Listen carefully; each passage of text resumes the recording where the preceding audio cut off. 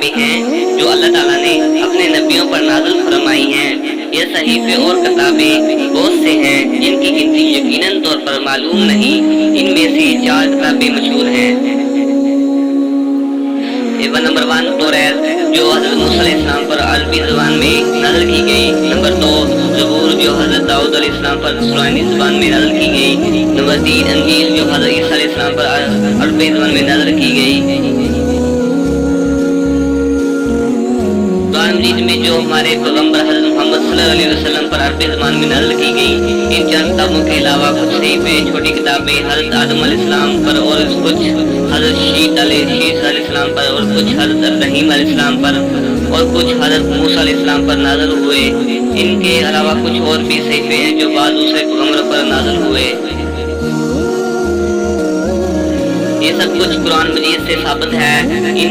ان کو نہ ماننے والا شخص کافر ہے، لیکن قرآن مجید سے یہ ثابت ہے کہ موجودہ توریت، زبور، انجیل جو یہودیوں اور عیسائیوں کے پاس ہیں اصلی نہیں ہیں، بلکہ ان لوگوں نے اصلی کتابوں کو رد و بدل کر دیا ہے۔ اس لیے ان کے متعلق یہ اعتقاد نہ رکھنا چاہیے کہ یہ اصلی آسمانی کتابیں ہیں،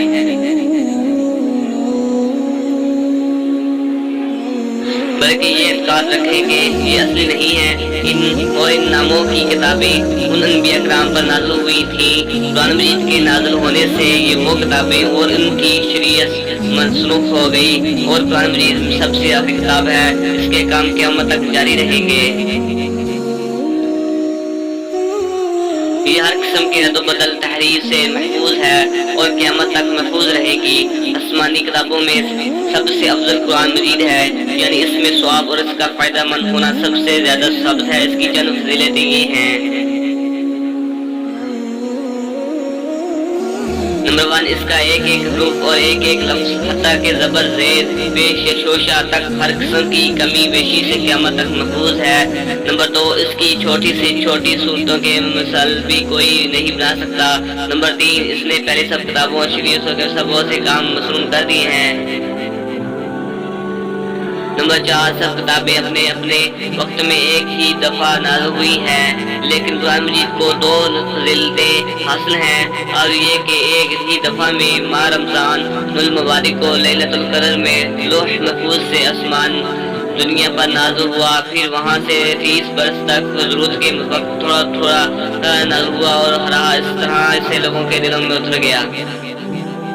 یہ سب حکمت علیہ پر مبنی تھا۔ نمبر 5 اس کے کام ایسے معطل ہیں کہ قیامت تک ہر زمانہ اور ہر قوم کے لیے مناسب ہیں۔ نمبر 6 حضرت محمد صلی اللہ علیہ وسلم کے زمانے سے آج تک تواتر کے ساتھ نقل ہوتا چلا آ رہا ہے، جو اس کے یقینی وقت نہیں ہونے اور تحریف و تبدیل سے محفوظ ہونے کی بین دلیل ہے۔ نمبر 7 قرآن مجید ہزاروں لاکھوں مسلمانوں کے سینوں میں صدر اسلام سے آج تک محفوظ چلا آ رہا ہے، اور انشاءاللہ قیامت تک یہ سلسلہ جاری رہے گا۔ یہی وجہ ہے کہ اسلام کے دشمنوں کو کسی وقت اس میں کمی بیشی کرنے کا موقع نہیں مل سکا، اور نہ انشاءاللہ قیامت تک مل سکے گا۔